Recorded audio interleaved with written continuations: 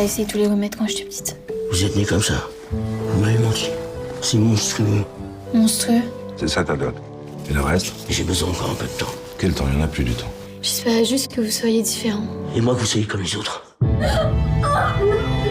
La dernière fois, vous me demandiez ce que c'est un vrai phénomène de foire. Une femme à barbe, ça c'en est un. Suffirait que je laisse pousser la mienne. Qu'est-ce qui vous a pris? Comment vous allez faire avec vos têtes? Ça fait venir les clients. Nadia Tereskevich qui est là. Bonjour Nadia. Bonjour. Et avec évidemment Stéphanie Di Giusto. Rosalie Bonjour. a été présentée au Festival de Cannes. Le film arrive sur les écrans, présenté au Festival du film francophone d'Angoulême. Quelle belle aventure que cette histoire. On est au XVIIe siècle. Peut-être Stéphanie nous dire d'où c'est venu l'envie de raconter cette femme, ce destin particulier, ce personnage. Oui, en fait, j'ai croisé le destin un peu hors du commun de cette célèbre femme à barbe qui s'appelle Clémentine Delay, début XXe siècle. Et en fait, qui a existé dans les Vosges, plus exactement. Et en fait, quand j'ai vu une photo de cette femme, il y avait quelque chose avec ce visage féminin, avec cette barbe, qui m'a totalement fascinée. Moi, j'ai trouvé ça très, je sais pas, elle était gracieuse, je trouvais ça beau. Et en fait, ce qui m'intéressait chez Clémentine, c'est que justement, elle avait refusé d'être un banal phénomène de foire. Et elle voulait être une femme, avoir une vie de femme, être dans la vie. C'est ça qui m'a beaucoup touchée. Après, je voulais pas faire un biopic, hein. Rosalie n'est pas un biopic. Donc, je me suis intéressée à d'autres femmes atteintes d'hirsutisme. C'est le nom de ce trouble génétique qui donne la pilosité d'un homme, en fait. Et en fait, j'ai voulu créer Rosalie avec ce destin de femme. Ouais, voilà. ouais. Et là, dans la rue, vous croisez cette actrice que j'adore, Nadia Tereskevich, Voilà, alors et que vous aviez connue dans un premier film. Et vous, en la croisant dans la rue, vous vous dites c'est elle. Ouais, vous êtes dit ça.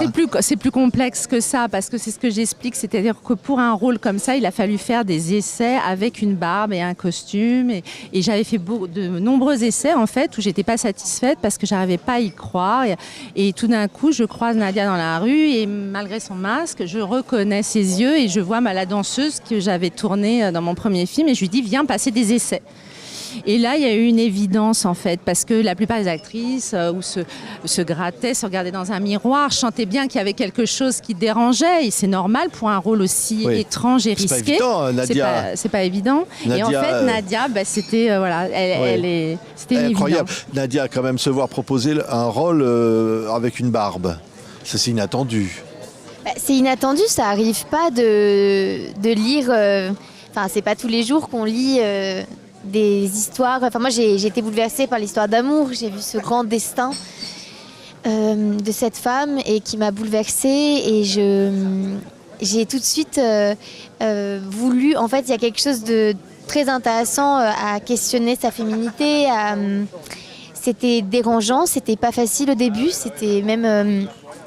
compliqué parce que j'avais l'impression de devoir faire ça devenait une seconde peau malgré moi, je pouvais pas m'en détacher, j'avais envie de l'enlever, enfin c'était pas évident de se sentir rejetée aussi parce que quelque part ça déstabilise aussi que ce soit mon partenaire Benoît Magimel, enfin en général ça modifie, c'est pas anodin en fait, c'est pas juste un costume et en fait peu à peu j'ai pris l'habitude avec mon personnage à assumer de plus en plus et c'est comme si on s'était accompagné avec Rosalie pour l'aimer de plus en plus et découvrir une autre forme de féminité, une féminité, c'est ce que je cherche à filmer.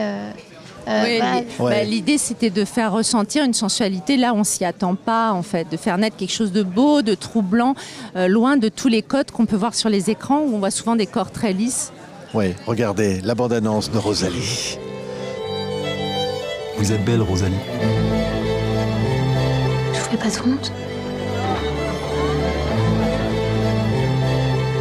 C'est un enfant, vous, là. C'est pas un mari. Ah, les couilles sous ses poils. Vous partez chez moi! J'ai jamais demandé ça à moi! Ça vous amuse bien, cette petite comédie? C'est pas une femme, ça.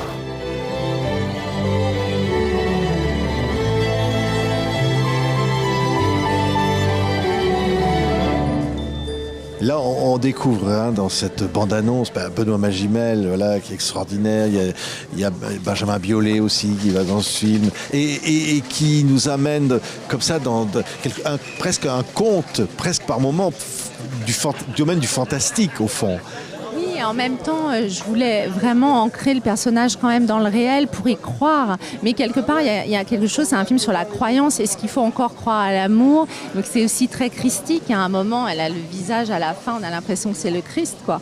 Et c'est ça que je voulais aussi faire ressentir une grande histoire romanesque, en fait. Ouais, avec j'allais dire, cet homme qui tient un café, tavernier, qui est interprété par Benoît Magimel, un peu rustre, et qui rencontre donc cette jeune fille qui a été cachée par son père. Ouais, et en fait, petit à petit, ils vont s'apprivoiser l'un et l'autre, parce qu'en fait, finalement, Benoît Magimel, qui joue le rôle d'Abel, a été très abîmé par la guerre, il est plus capable d'aimer, et tout simplement, Rosalie va le mettre à l'épreuve.